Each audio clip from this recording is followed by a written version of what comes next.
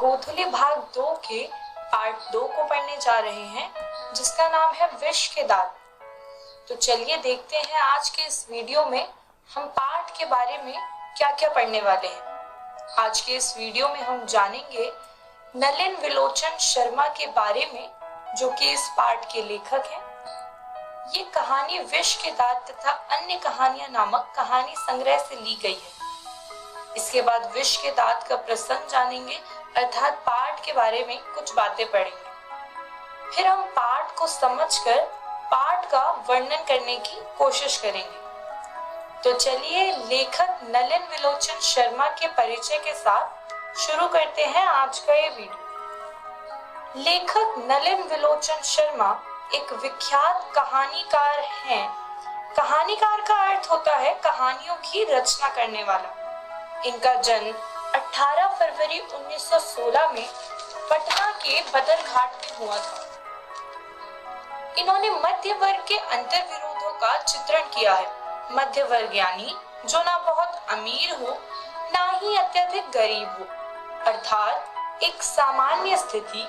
और अंतर विरोध का अर्थ है किसी भी काम या बात में एक ही समय में परस्पर विरोधी सोच या स्थिति। मध्य वर्ग के सामान्य होने पर भी उनके जीवन के इस महत्वपूर्ण पहलू को लेखक ने बखूबी अपनी रचनाओं में समझाया है।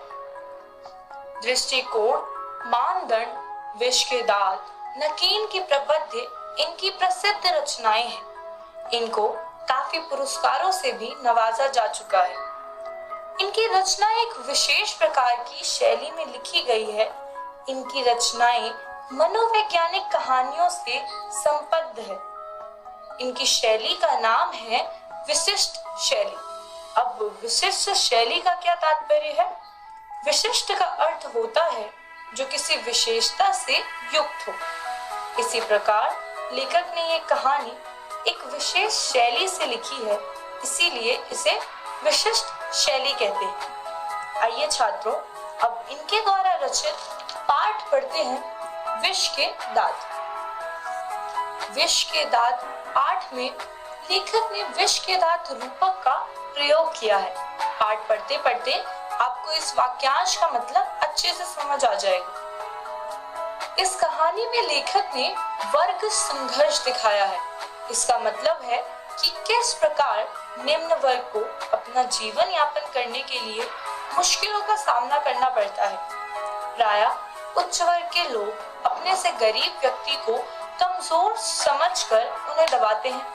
कहानी के मुख्य किरदारों द्वारा ये दर्शाया गया है। फिर आता है लिंग भेदभाव। कहानी के शुरू में ही हम जानेंगे कि किस तरह से घर में लड़कियों के लिए अलग कानून कायदे हैं और लड़के के लिए अलग। पक्षपात का चित्रण करते हुए कहानी आगे की ओर बढ़ती है। कहानी से लेखक दिखावे की शैली भी प्रदर्शित कर रहे हैं, अर्थात किस तरह से लोग छोटी से बड़ी हर चीज का ढोंग करने लगे। लोगों में दिखावे की होड़ खत्म होने की जगह बढ़ती ही जा रही है। चलिए अब उनकी कहानी के पहले अंश की ओर बढ़ते हैं और जानते हैं क्या कुछ छुपा है नलिन विलोचन शर्मा की इस कहानी में, जिसका नाम है विष के दांत। आइए सबसे पहले कुछ कठिन शब्दों के अर्थ जान लेते हैं। बरसाती। बरसाती मतलब प्रवेश पर बनी छायादार जगह। यानी जब भी आप घर के अंदर प्रवेश करते हैं तो बाहर एक जो छायादार सी जगह होती है उसे हम बरसाती कहते हैं। शामत मतलब होता है आफत।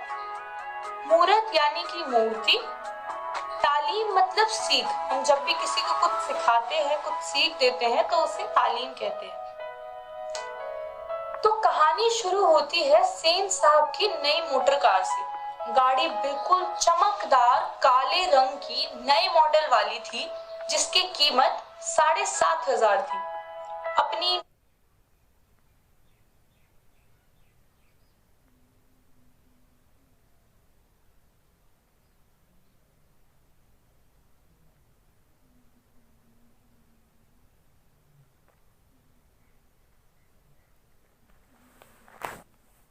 नई शानदार गाड़ी पर सेन परिवार को बड़ा घमंड था।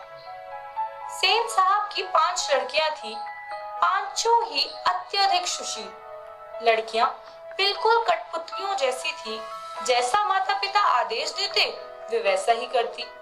आस पड़ोस के सभी लोग उनका उदाहरण देते थे।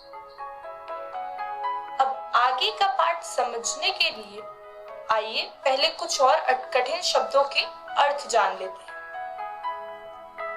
खोखा। खोखा मतलब होता है लड़का। खोखा एक बंगाली शब्द है। बंगाल में लड़के को खोखा कहते हैं।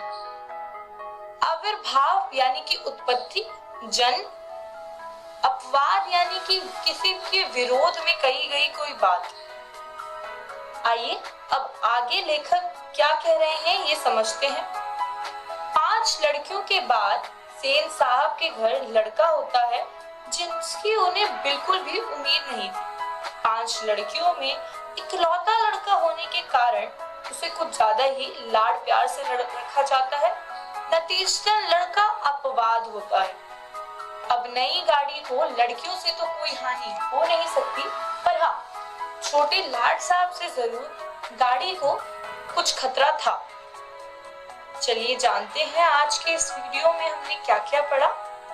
आज के इस वीडियो में हमने जाना नलिन विलोचन शर्मा कौन है, सेन साहब की मोटर गाड़ी एवं उनके परिवार का वर्णन, सेन साहब के बेटे का चरितांकन।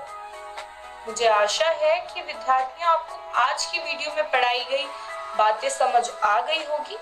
घर जाकर पाठ दोहराइएगा और साथ ही साथ अगली वीडियो देखने के लिए शेष पाठ पढ़कर आएं ताकि आपको आगे की पाठ व्याख्या अच्छे से समझ आ जाए। घर जाकर पाठ को दोहराइए और प्रश्नोत्तर को समझकर पूरा करने की कोशिश कीजिए। धन्यवाद।